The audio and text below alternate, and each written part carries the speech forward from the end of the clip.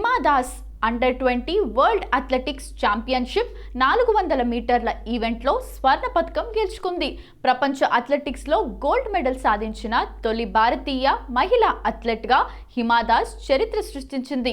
అంతర్జాతీయ ట్రాక్ మీద పరుగులు మొదలుపెట్టిన తర్వాత కేవలం 18 నెలల్లోనే ఈ విజయం సాధించింది.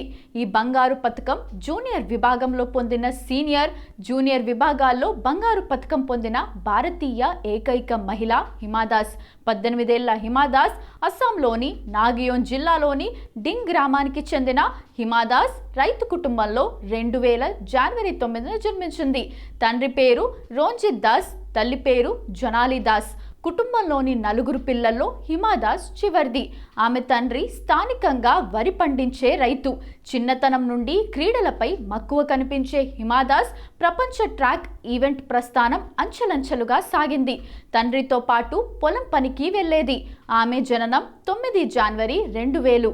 4 పిల్లలున్న కుటుంబంలో అందరికంటే చిన్న అయినా బరువు బాధ్యతలు మాత్రం ఎక్కువే.